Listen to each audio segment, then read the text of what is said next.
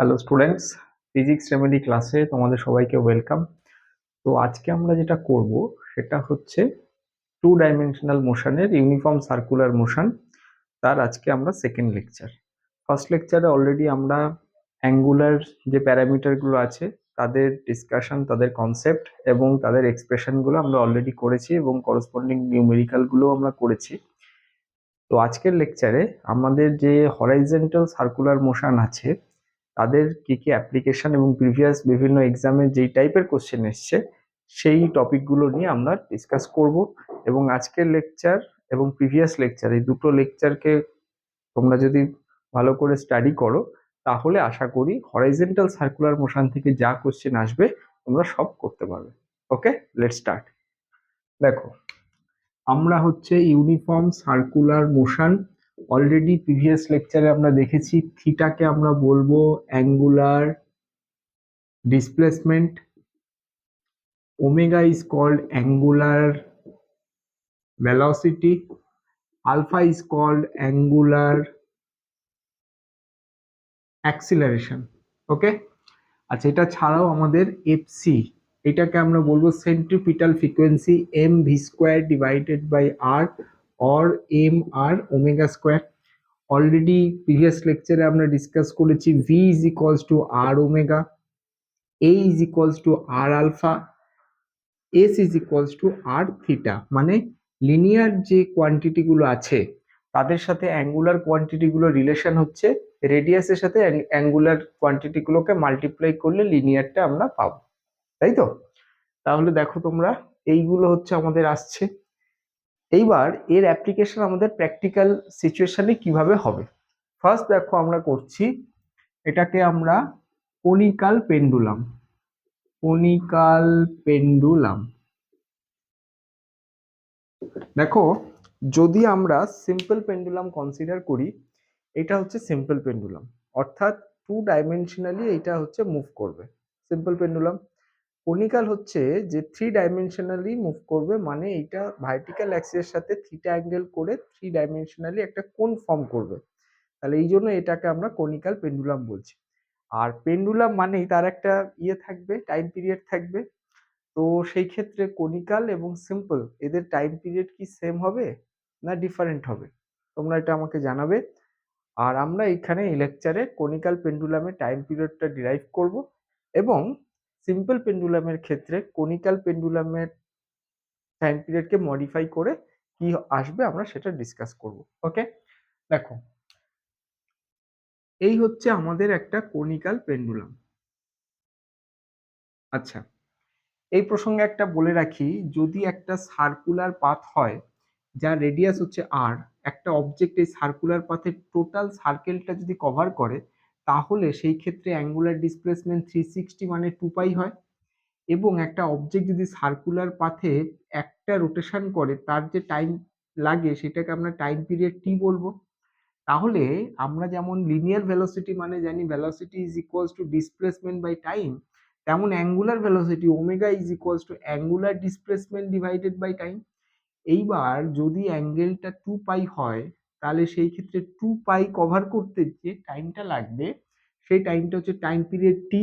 তাহলে 2 pi by T, এটা আমরা ওমেগাকে বলবো 2 পাই বাই টি।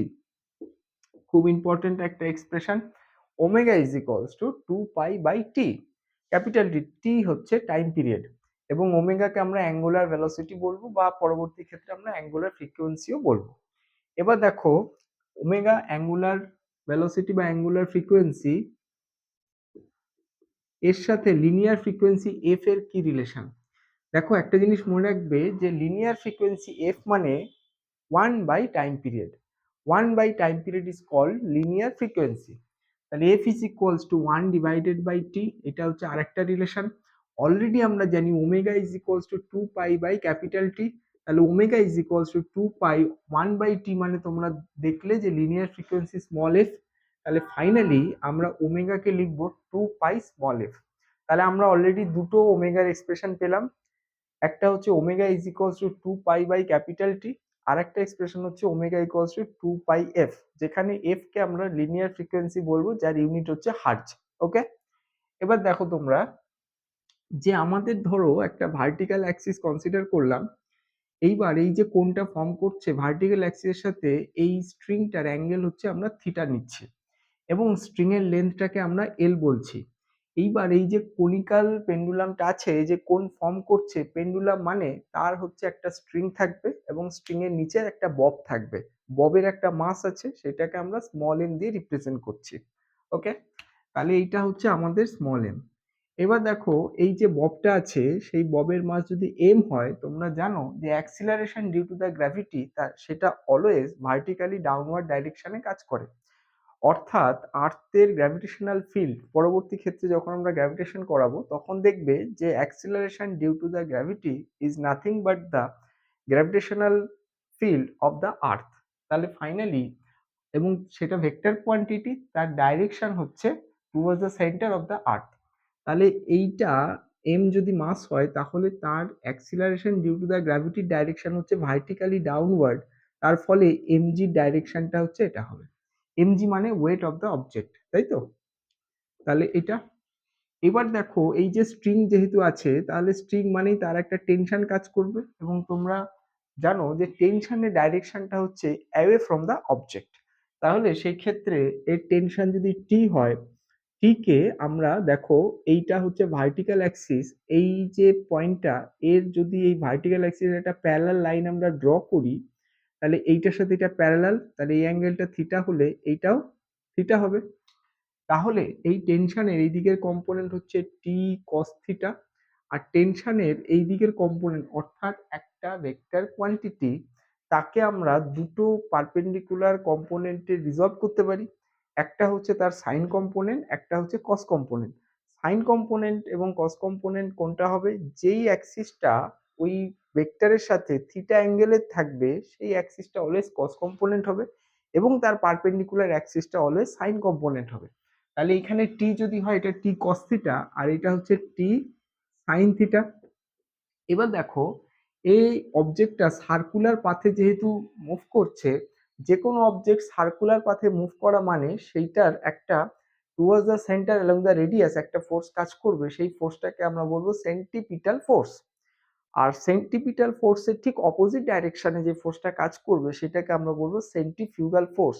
এবং এই দুটো ফোর্সের ম্যাগনিটিউড এক্সপ্রেশন সেম হবে, M V square by R বা এম আর ওমেগা স্কোয়ার। তাহলে এইখানে দেখো আমাদের এর বাইরের দিকে এম আর ওমেগা স্কোয়ার এই ফোর্সটা কাজ করবে। তাহলে এই অবজেক্টের রেসপেক্টে, যে অবজেক্টের মাস হচ্ছে এম, টোটাল দেখো ওয়াই অ্যাক্সিসের আপওয়ার্ড ডাইরেকশনে টি কস থিটা, ডাউনওয়ার্ড ডাইরেকশনে এমজি, এক্স অ্যাক্সিসের পজিটিভ ডাইরেকশনে M R omega square, x অ্যাক্সিসের negative ডাইরেকশনে টি সাইন থিটা। তাহলে অবজেক্টটা যেহেতু সার্কুলার পথে মুভ করছে, তাহলে সেই অবজেক্টটার আমার হচ্ছে পারপেন্ডিকুলারলি ওয়াই অ্যাক্সিসের উপরের কম্পোনেন্ট এবং নিচের কম্পোনেন্ট ইকুয়াল হবে। সিমিলারলি এক্স অ্যাক্সিসের লেফট কম্পোনেন্ট আর রাইট কম্পোনেন্ট ইকুয়াল হবে। তাহলে আমরা ইকুয়েশন যদি ফর্ম করি, আমরা লিখতে পারবো T sine theta is equals to M R omega square. দেখো আর হচ্ছে এই যে সার্কুলার পাথ আছে তার রেডিয়াস স্মল আর। এইবার এই স্মল আরটাকে যদি এই স্ট্রিং এর লেন্থ এল দিয়ে তোমরা রিপ্রেজেন্ট করতে চাও, তাহলে দেখো আর ইজ ইকুয়ালস টু লিখতে হবে এল সাইন থিটা। কেন? দেখো এই স্ট্রিং এর লেন্থ হচ্ছে এল, ভার্টিক্যাল অ্যাক্সিসের সাথে অ্যাঙ্গেল হচ্ছে থিটা, তাহলে থিটার সাথে অ্যাটাচ যে কম্পোনেন্ট সেটা হচ্ছে কস হবে, এবং তার পারপেন্ডিকুলার কম্পোনেন্ট এটা, তাহলে সেটা সাইন হবে। তাহলে এল সাইন থিটা, তাহলে T sine theta equals to M R omega square. এবং এইদিকে দেখো T cos theta is equals to M G হবে, equation 1 and this is equation 2।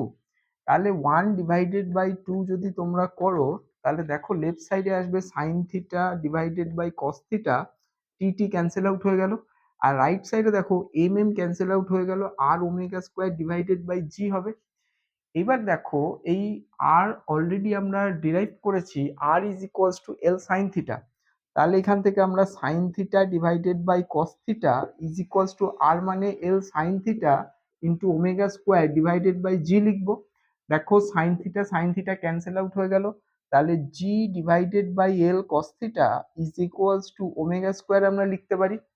তাহলে আমরা এই পুরো কনিক্যাল পেন্ডুলামের যে অ্যাঙ্গুলার ভেলোসিটি ওমেগা, সেই ওমেগার ফর্মে এক্সপ্রেশনটা লিখলাম, omega square is equals to G by L cos theta, যেখানে জি বা small G is equals to acceleration due to the gravity, এবং স্মল এল হচ্ছে length of the string, and theta হচ্ছে vertical অ্যাক্সিসের সাথে পেন্ডুলামের স্ট্রিংটা যে অ্যাঙ্গেল করবে সেটা হচ্ছে থিটা।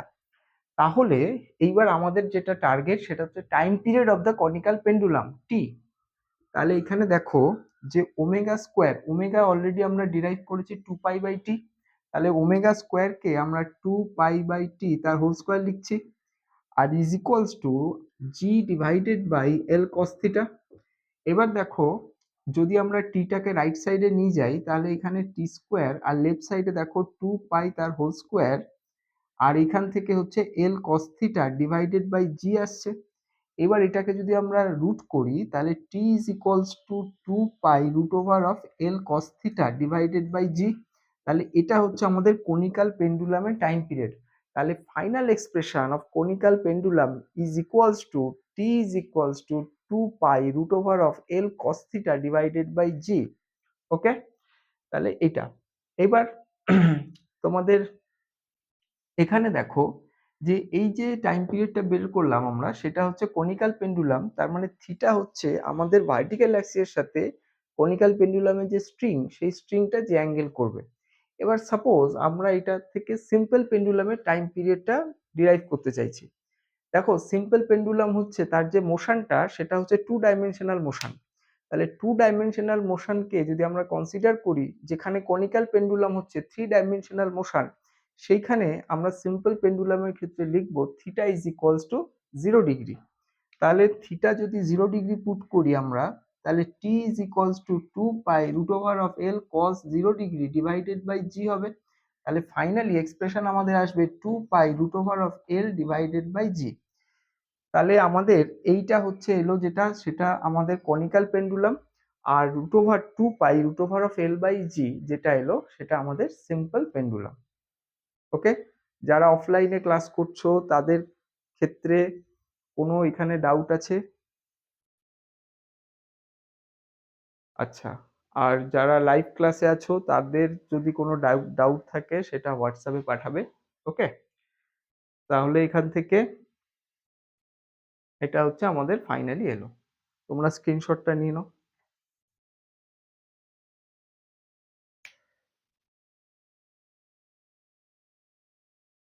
দেখো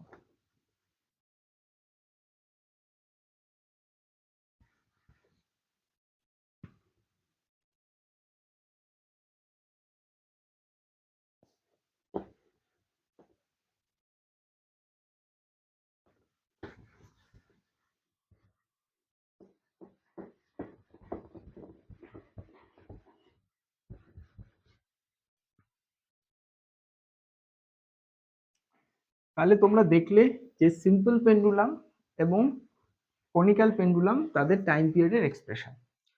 এবার আমাদের দেখো সার্কুলার মোশনের আরেকটা অ্যাপ্লিকেশন খুব ইম্পর্টেন্ট, সেটা হচ্ছে ডেথ ওয়েল।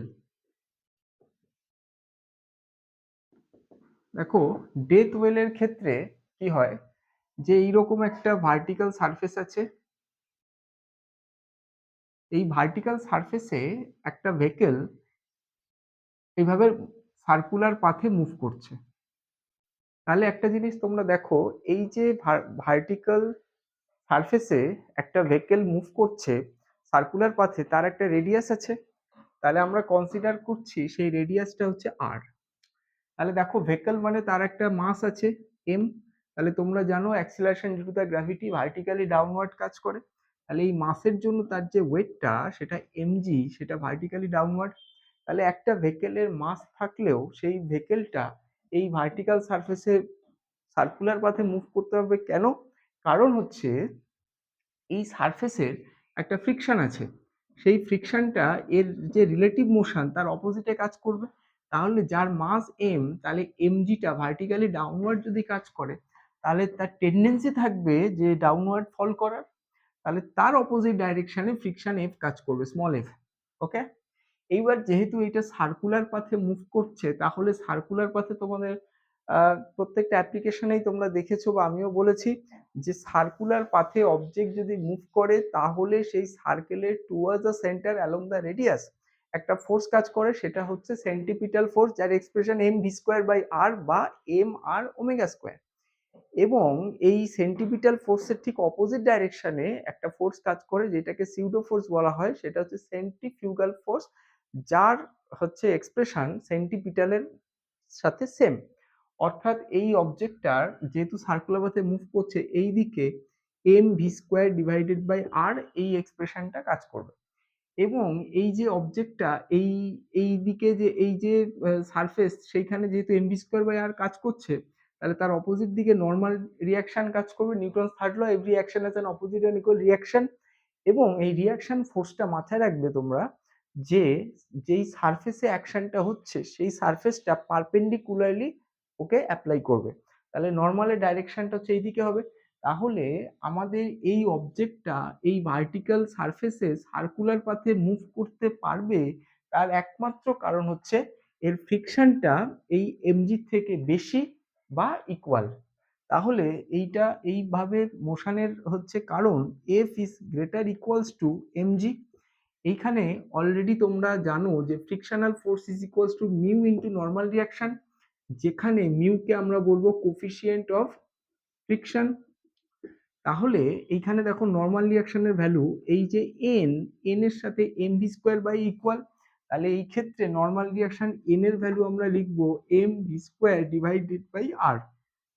তাহলে এই ফ্রিকশনের value mu into N is greater equals to M G লিখলাম। তাহলে মিউ ইন্টু এন, এন মানে হচ্ছে M V square divided by R, greater is equals to M G লিখলাম। তাহলে এম এম ক্যান্সেল আউট হয়ে গেল, তাহলে V square is greater is equals to R G divided by mu লিখলাম। তাহলে V is greater is equals to root over of R G divided by mu. তাহলে final expression আমাদের এলো V is greater is equals to root over of R G divided by mu. অর্থাৎ একটা vehicle vertical সারফেসে death ওয়েলে move করতে পারবে বা রোটেট করবে তখনই যদি তার লিনিয়ার ভেলোসিটির value root over of R G divided by mu হয়। ওকে, তার মানে কি একটা মিনিমাম ভেলোসিটি থেকে বেশি ভেলোসিটি যদি না থাকে তাহলে ডেথ ওয়েলে ভেহিকলটা মুভ করতে পারবে না। তাহলে ডেথ ওয়েলে মুভ করার একটাই কন্ডিশন যে ভি এর মিনিমাম ভ্যালু, ভি মিনিমাম যদি আমরা কনসিডার করি তাহলে এইটার ভ্যালুটা এর থেকে বেশি বা ইকুয়াল, তাহলে মিনিমাম ভ্যালু হচ্ছে equal root over of R G divided by mu. বলো ঠিক আছে? তোমরা স্ক্রিনশটটা নিয়ে নাও, আমরা নেক্সট পেজে যাব।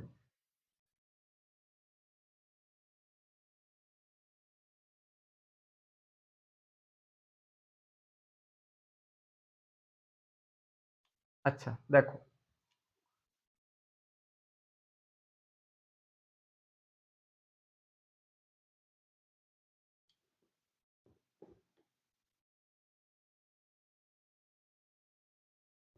দেখো আরেকটা খুব স্পেশাল টাইপের প্রবলেম বিভিন্ন কম্পিটিটিভ এক্সামে খুব আসে, তো সেই প্রবলেমটা আমরা ডিসকাস করব। তো দেখো যে আমাদের এইরকম একটা হেমিস্ফেরিক্যাল কন্টেনার আছে, ঠিক আছে? এখানে একটা অবজেক্ট আছে যার মাস হচ্ছে এম।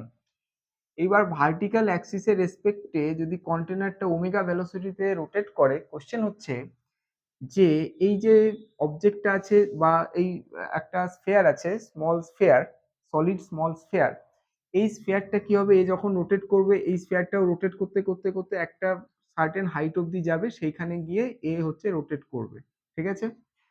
তার মানে ওমেগা ভেলোসিটি রোটেট করলে কন্টেনারটা এটাও রোটেট করতে করতে একটা সার্টেন হাইটে পৌঁছবে।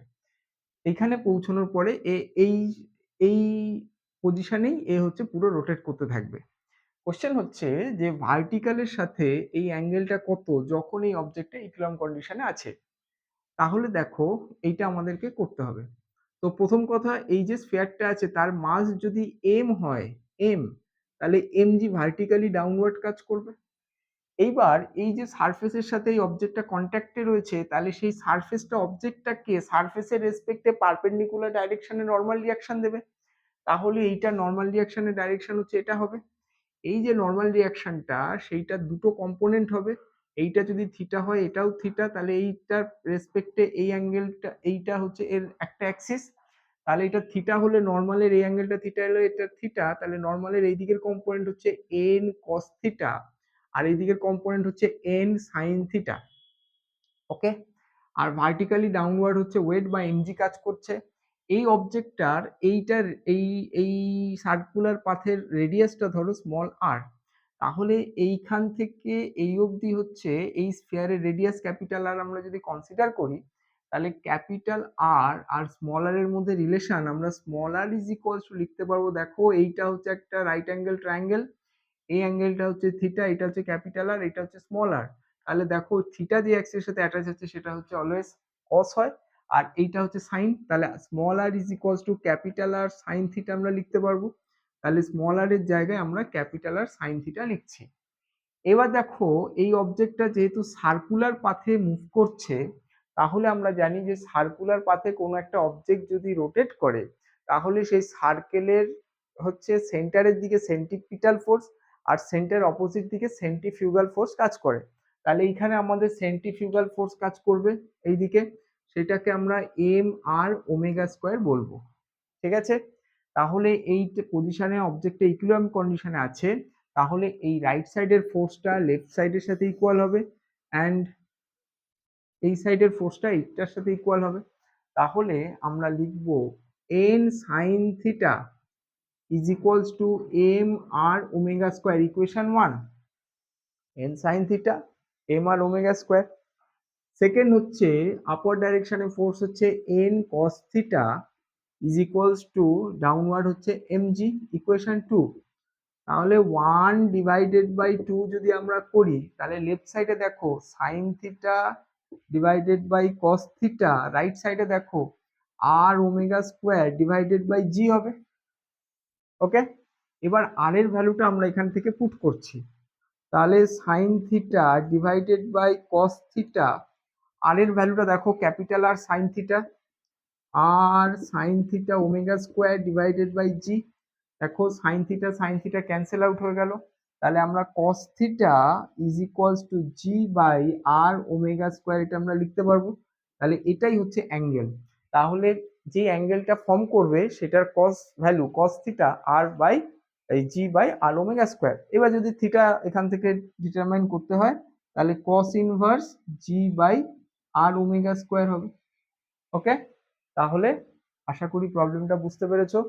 তো আমাদের সার্কুলার হরাইজন্টাল সার্কুলার মোশনের এটা হচ্ছে একটা অ্যাপ্লিকেশন, সেটা কি থিটার ভ্যালুটা কি হবে যখন আমার সিস্টেমটা ওমেগা ভেলোসিটিতে মুভ করবে। ওকে, নাও তোমরা স্ক্রিনশটটা নিয়ে নাও, আমরা পরের পেজে যাব। সবসময় মনে রাখবে যে অ্যানালিসিসটা যেন প্রপারলি হয়, যে আমার একটা অবজেক্ট ইকুইলিব্রিয়াম কন্ডিশনে আছে মানে তার নেট ফোর্স 0, মানে রাইট সাইডের ফোর্স ইকুয়ালস টু লেফট সাইডের ফোর্স, আপওয়ার্ড ডাইরেকশনের force is equals to downward direction.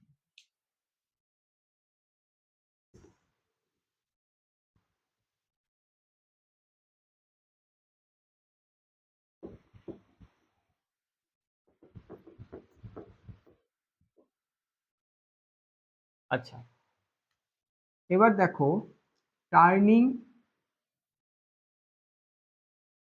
Of a car in curve road,